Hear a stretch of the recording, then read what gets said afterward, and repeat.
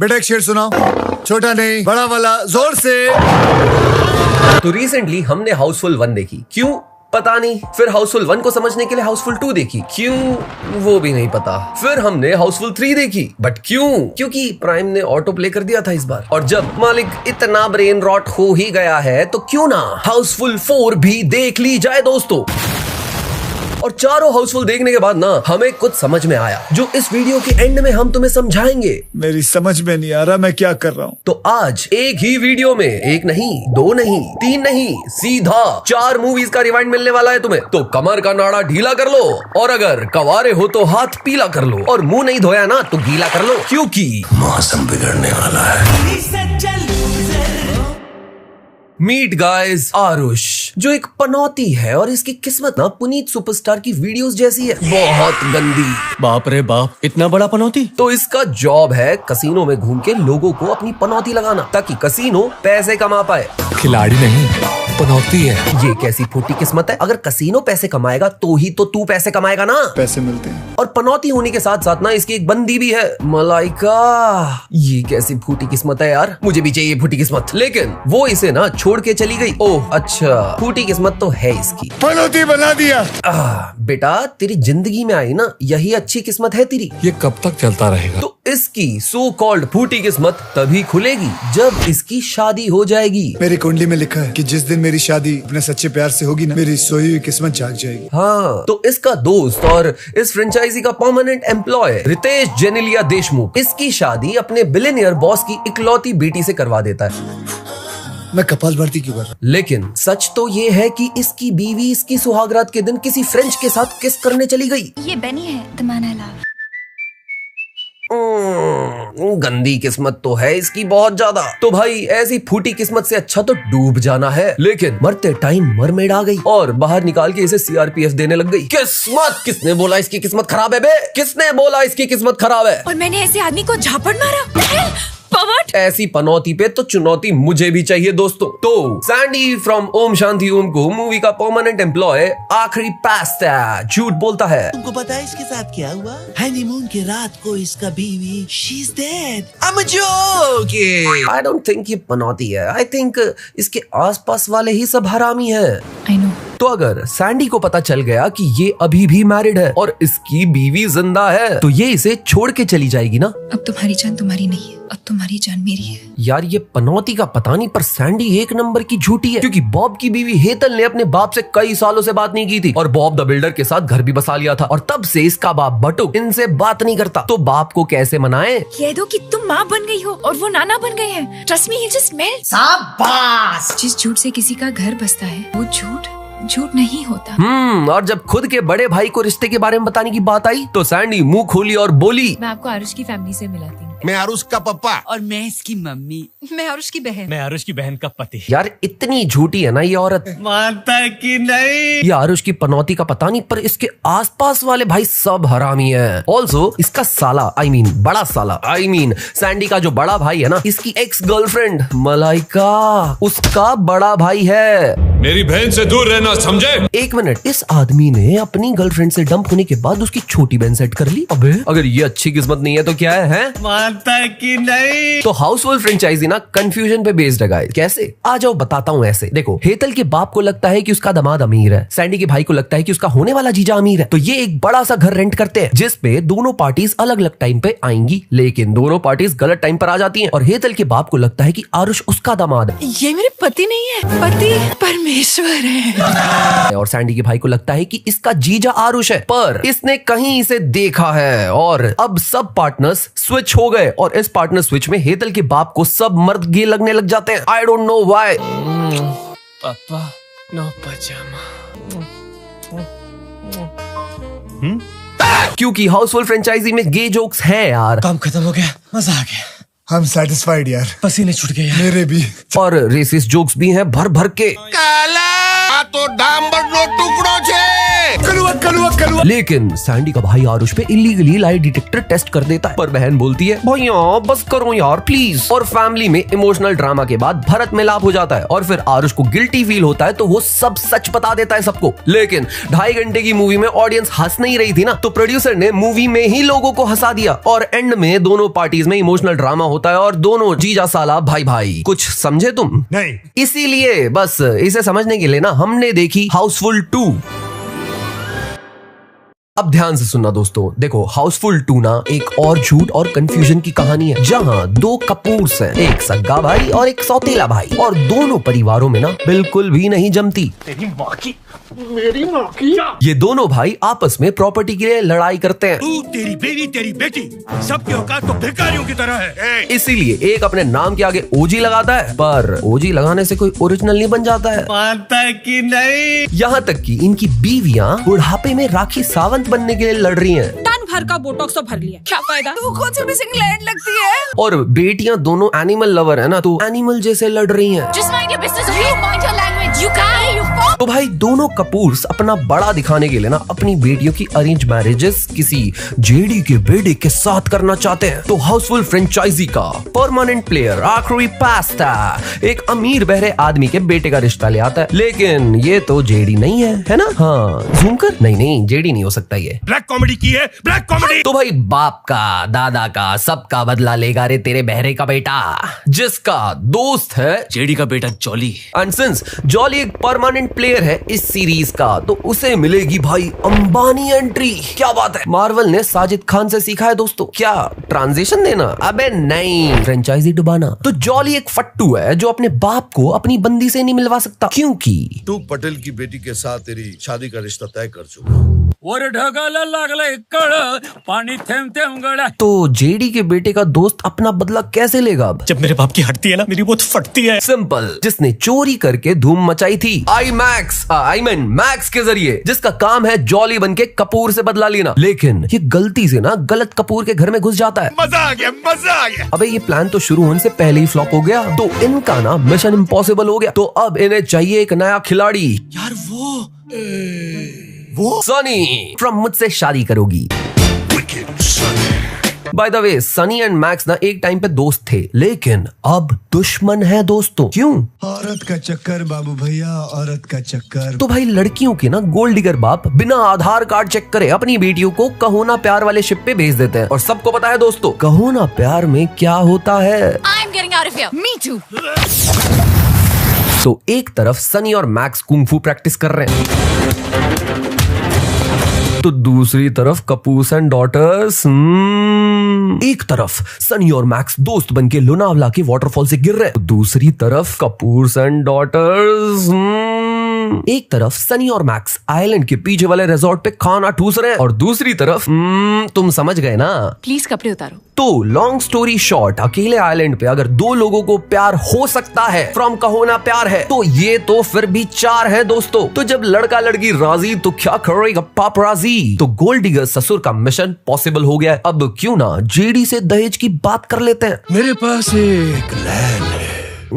अगर टेक्निकली देखा जाए तो इसे देना होगा ना दहेज। तो हमने तुम्हें बताया था कि हाउसफुल फ्रेंचाइजी ना कंफ्यूजन पे बेस्ड है। तो जॉली का बाप जेडी असल में ना मुंबई का मशहूर जग्गा डाकू है जेडी, जो अपने पुलिस दोस्त बटुक पटेल के कहने पे ना सरेंडर कर चुका था पास्ट में, और सजा काट के फिर लंदन में आके रहने लग गया। और अब इसी डाकू के घर में Kapoors and son in law पहुंच गए जॉली के साथ। लेकिन असली जेडी इन्हें मार देगा, क्योंकि उसे लगता है कि उसके असली बेटे जॉली ने शादी करी है। तो नकली जॉली इन्हें जय भद्रकाली बोल के ना कहता है कि वो रिश्ता तुड़वा देगा और जेडी की बेटी की शादी बटुक की बेटी से ही होगी। तो रिश्ता एक्सेप्टेड। बेटे की खुशी के आगे आज एक पाप झुक गया। लेकिन दूसरा सौतेला Kapoor and son in laws भी घर पर आ गए। तो नकली जॉली ने असली जेडी को कहा कि ये असली जॉली का दोस्त है, जय भद्रकाली सरकार, इसकी शादी हो जाए उसकी बंदी से, उसके लिए ना इसे बस घर में रख लो। तो असली जॉली की शादी ना टूट जाएगी। जय भद्रकाली सरकार। तो इसे भी अब घर में रख लिया। ये घर है कि धर्मशाला? बातों में आकर इस घर को मैंने धर्मशाला बना दिया है। लेकिन इसी बीच असली जॉली की बंदी भी घर पे आ गई नाटक करने के लिए। What a hell, man! तो नकली जॉली ने उसे अपनी बंदी बना के घर में रख लिया।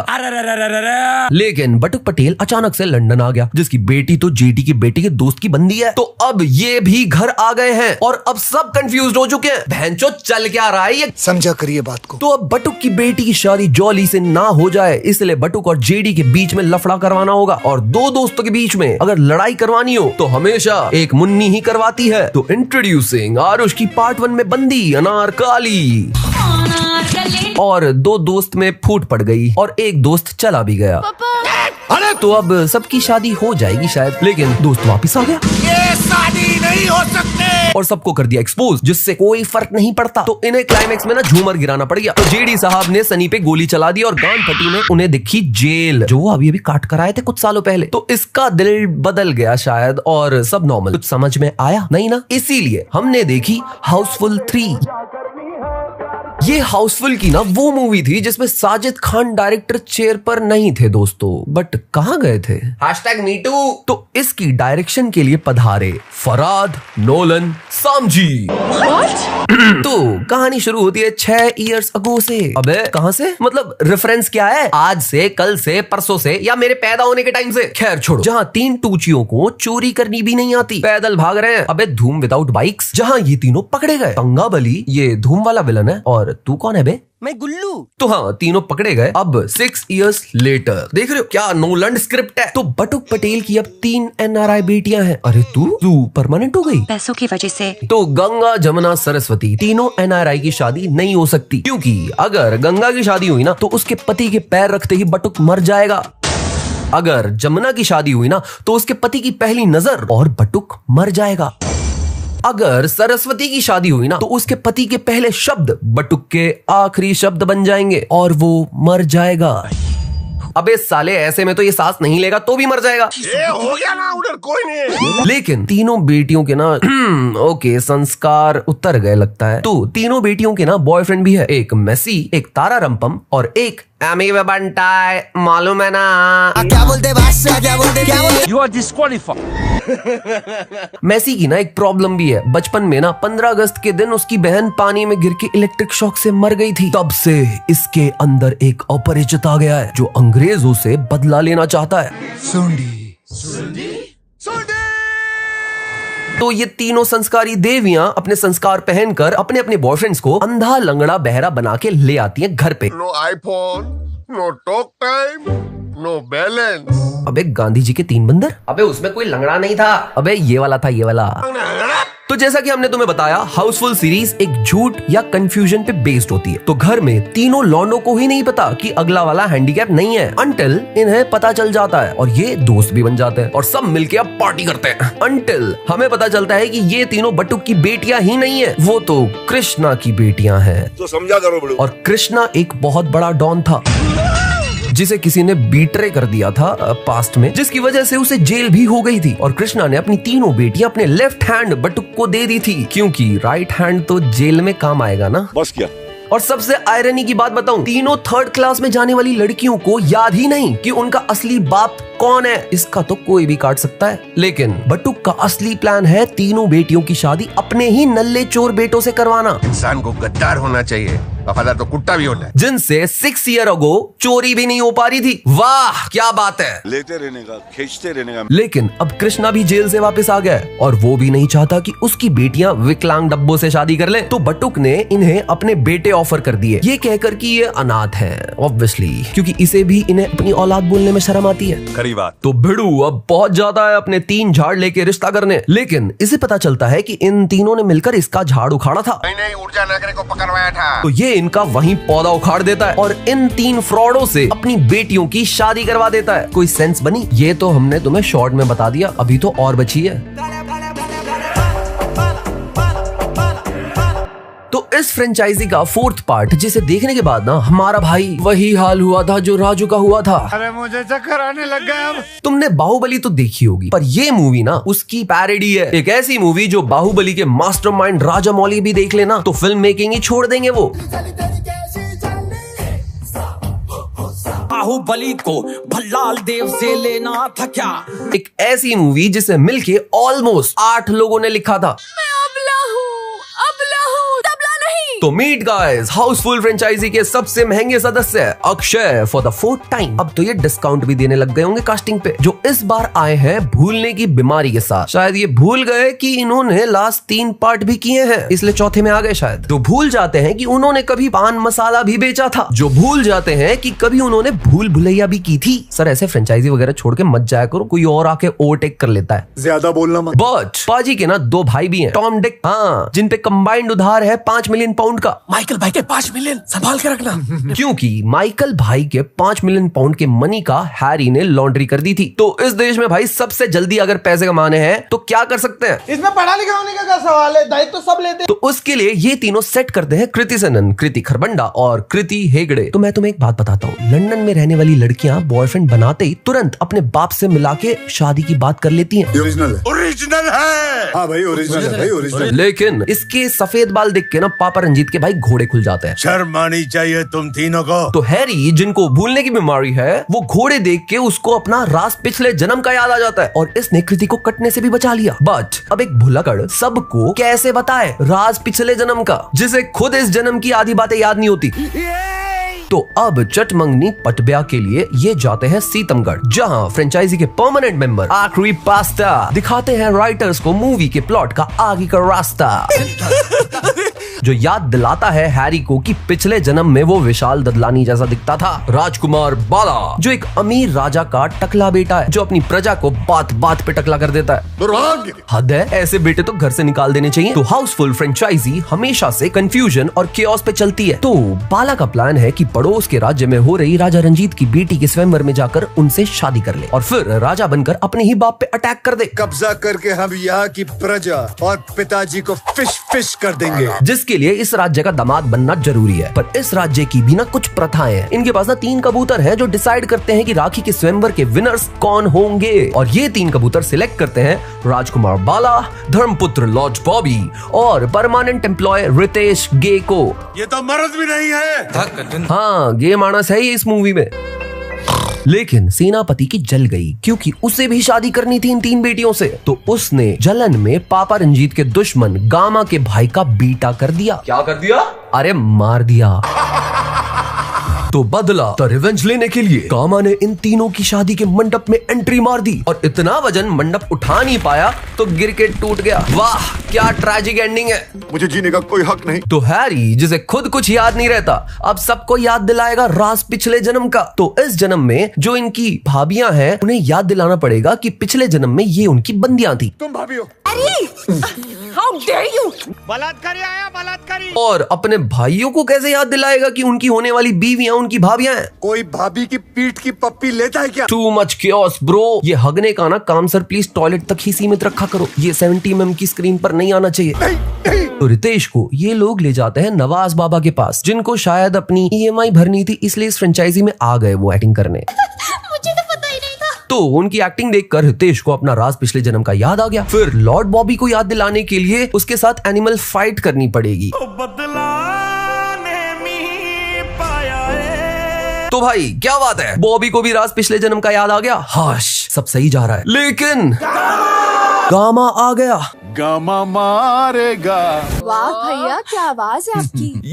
ये शायद सारे गामा फैन बॉय है गाइस। तो लड़कियों को याद नहीं आ रहा, क्योंकि अब तो शादी का दिन आ गया। लगता है इनको अपनी भौजी से शादी करनी पड़ेगी। Welcome to Bihar guys. लेकिन गामा को याद आ गया राज पिछले जन्म का, और अब ये लेगा बदला, द रिवेंज। मेरे भाई को मारा। तो guys, Tom Dick and Harry को याद आ गया, कृति 2 और कृति 3 को भी याद आ गया, यहाँ तक कि गामा को भी सब कुछ याद आ गया। बट इस लड़की को अभी तक राज पिछले जन्म का याद नहीं आया है। तभी माइकल भाई भी क्लाइमेक्स में आ गए 5 मिलियन पाउंड की हफ्ता वसूली करने। अरे सेनापति, अब आपको भी सब याद दिलाना पड़ेगा क्या सर? सब याद आ गया मुझे। सीख उससे चली। हाँ, चलो बढ़िया है, आपको सब याद है। तो माइकल भाई ने गामा को गोली मार दी और सब खुश हैं। लेकिन सच तो ये है कि कृति को याद आ गया अपना राज पिछले जन्म का, कि माइकल भाई ने मंडप का नोएडा ट्विन टावर कर दिया था, ना कि गामा की एंट्री ने। और इन सबको मार भी दिया मंडप में दबा के। इवन ये लोग ये भी कन्फेस करवा देते हैं कि गामा के भाई को इन्होंने ही मारा था। गामा के भाई को भी मैंने ही मारा था। तो ये बात भाई गामा सुन लेता है और गामा ने एक मर्डर कमिट कर दिया। बट क्या अब गामा को जेल हो जाएगी? टेक्निकली यार क्रिमिनल को मारने से ना जेल नहीं होती। मानता है कि नहीं? तो बस इसी नोट पे मूवी खत्म। जान छूटी। ये क्या कर रहे हो? हाउसफुल 1 लंदन में बेस्ड थी दोस्तों, हाउसफुल 2 भी लंदन में बेस्ड थी, हाउसफुल 3 तक लंदन में बेस्ड थी और हाउसफुल 4 लंदन में बेस्ड थी। पर जब ये शूटिंग करने गए ना तो उनको वहां से भगा दिया और बाकी की शूटिंग बाहुबली के सेट पे कंप्लीट हुई। और हाउसफुल 5 के लिए किसी भी कंट्री ने शूटिंग परमिशन ही नहीं दी, इसीलिए हाउसफुल 5 इन्हें इंटरनेशनल वाटर्स पर शूट करनी पड़ गई। मानता है कि नहीं? हाउसफुल फ्रेंचाइजी प्रोड्यूसर के पैसे पे ना फॉरेन ट्रिप मारने वाली योजना है दोस्तों, लेकिन कुछ परमानेंट कैरेक्टर्स भी हैं इसमें, जैसे कि खिलाड़ी कुमार, रितेश जेनेलिया देशमुख, आखिरी पास्ता। होटल वो देखो देखो। तुम्हें पता है आखिरी पास्ता इतना फेमस कैरेक्टर है जो ऑस्कर के लिए नॉमिनेट हुआ था। I'm joking। रितेश जेनेलिया देशमुख जो काफी फेमस हैं गे कैरेक्टर प्ले करने के लिए। कोई माँ थक गई। या तो यार ये एक्टर बहुत अच्छा है या फिर गे बहुत अच्छा है। ये तो मर्द भी नहीं है। खिलाड़ी कुमार जो हफ्ते में करते हैं मूवीज 4, तो शायद इन्होंने ये 4 पार्ट सीरीज शायद 4 हफ्तों में निपटा दी होगी अपने पूरे करियर में। Calm down। हाउसफुल फ्रेंचाइजी की ना मूवी स्टार्ट अच्छी होती है, लेकिन एंड आते आते ना राइटर माल पी के हाई हो जाता है और सो जाता है भाई, क्योंकि हाउसफुल 1 में खिलाड़ी कुमार का कैरेक्टर फ्रेंड्स की रॉस से इंस्पायर्ड था। मंकी स्लैप सीन भी अच्छे से एग्जीक्यूट हुआ था। इवन लास्ट में 2 आइकॉनिक कैरेक्टर्स भी इंट्रोड्यूस किए थे, Santa and Banta. But told you शायद राइटर माल पे हाई होके हंसते हंसते सो जाता है। वहीं हाउसफुल 2 में जॉन की ओवर एक्टिंग का लेवल खुद जॉन भी हायाबुसा पे बैठ के मैच नहीं कर सकते, सच्ची बता रहा हूँ। क्या एक्टिंग कर रहा है। इस मूवी को देखने के बाद ना जॉन पे अब रहम बिल्कुल नहीं हो सकती। मतलब धूम मचाने वाले ने इस मूवी में इतना गंद मचाया है ना, पूछो मत। तेरे तो हाथ भी नहीं है। खिलाड़ी कुमार पूरी मूवी में पापा रंजीत की नाजायज औलाद बने हुए हैं। ये जल्लाद नहीं, ये मेरा बाप है जो बात बात पे ऐ करता है। ये मूवी बनती ही नहीं अगर ये आदमी अपने बाप की जगह खुद रिश्ता देखने चला जाता। एंड ऑल्सो मुझे पता है आज तक तुमने मेरी किसी बात को नहीं टाला। अंकल अगर इसने आज तक आपकी कोई बात नहीं टाली तो ये फुकेट में बिकनी शूट क्यों कर रहा है? आपका खानदानी ताले का बिजनेस भी तो संभाल सकता है ये आदमी। श्रेयस तलबड़े ने हाउसफुल 2 में वही काम किया है जो गोलमाल 2 में लक्ष्मण को रिप्लेस करके किया था। मूवी बर्बाद। रितेश जेनेलिया देशमुख AKA जॉली, अगर यार तूने ना ढंग के दोस्त बनाए होते ना जो तेरे नाम का फायदा नहीं उठाते तो आज हमें ये कचरा पीटी नहीं देखनी पड़ रही होती। मानता है कि नहीं? लोगों का ह्यूमर ना टाइम के साथ बढ़ता है, बट हाउसफुल फ्रेंचाइजी का ह्यूमर टाइम के साथ नेग्लिजिबल हो गया है दोस्तों। इसमें एक कैरेक्टर स्टीफन हॉकिन था, दूसरा श्रीकांत था और तीसरा हमारी मीडिया की तरह था, चुप। और मुझे ना कोई बता दो कि प्राइमरी स्कूल में पढ़ने वाली बच्चियां अपने बाप की शक्ल कैसे भूल सकती हैं? क्या इसीलिए बाप लोग बच्चों के एनुअल डे मिस नहीं करते हैं? कोई शक ही नहीं है बड़ो। और इतिहास में मैंने पहली बार एक मूवी देखी जिसकी स्टार्ट ही 6 ईयर अगो से होती है। नो डाउट इसके पीछे फराद नोलन सामजी का हाथ है यार। साजिद खान तक ना वैसे मूवीज सही बन रही थी। आई मिस्ड हिम यार। #MeToo। ओके। हाउसफुल 4 ये ना एक ऐसी मूवी है जिसमें खिलाड़ी कुमार टकले बन गए थे। Technically no but yes. Housefull 4 Baahubali की पैरोडी है बट विदाउट कटप्पा। हाउसफुल 4 वो मूवी है जो राजामौली सर को ना एक हेट लेटर है। ऐसी क्या दुश्मनी है यार बॉलीवुड की टॉलीवुड से? बाहुबली को भल्लाल देव से लेना था क्या? हाउसफुल 4 इकलौती ऐसी हाउसफुल की इंस्टॉलमेंट है जिसमें हिस्ट्री के सबसे घटिया गाने हैं।